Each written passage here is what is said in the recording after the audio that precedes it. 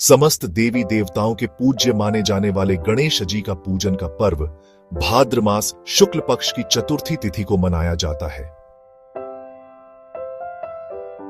भाद्र मास की शुक्ल पक्ष चतुर्थी तिथि को समस्त हिंदू परिवार में विघ्नहर्ता गणेश जी की पूजा अर्चना की जाती है। ऐसा माना जाता है कि उस दिन गणेश भगवान अपने भक्तों का भरपूर ध्यान रखते हैं और उन्हें आशीर्वाद एवं स्नेह प्रदान करते हैं।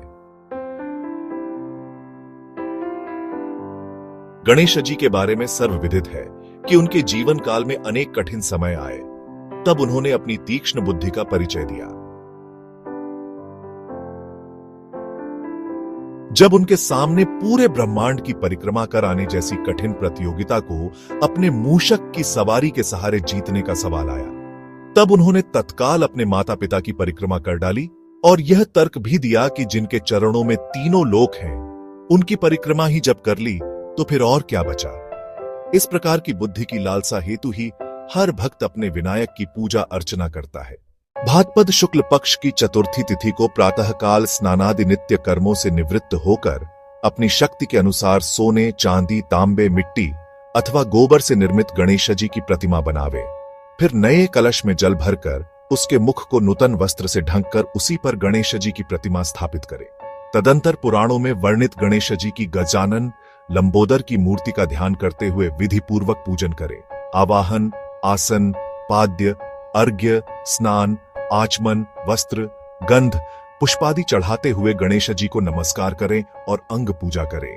इस अंग पूजा में पाद, जंघा, उरु, कटी, नाभि, उदर, स्तन, हृदय, कंठ, स्कंद, हाथ, मुख, ललाट, शिर आदि सर्वांग का पूजा करें तथा धूप, दीप, नैवेद्य, तांबुल और दक्षिणा के पश्चात आरती करके नमस्कार करें। इस पूजा में लड्डू भी रखना चाहिए। उनमें से 5 तो गणेश प्रतिमा के आगे और शेष ब्राह्मणों को देने के लिए रखें। बाद में ब्राह्मणों को श्रद्धापूर्वक दक्षिणा दें। रात्रि में जब चंद्रमा का उदय हो तब चंद्रमा का यथाविध पूजन करें तथा अर्घ्य प्रदान करें। तदंतर यह कथा सुने।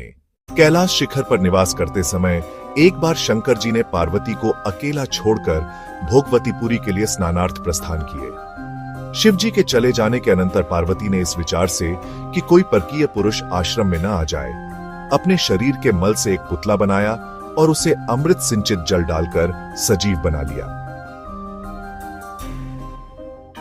फिर पार्वती ने उसे आज्ञा दी, पुत्र मुद्गर लेकर आश्रम के द्वार पर बैठो। जब तक मैं आज्ञा न दूं, कोई भी पुरुष भीतर न आने पावे।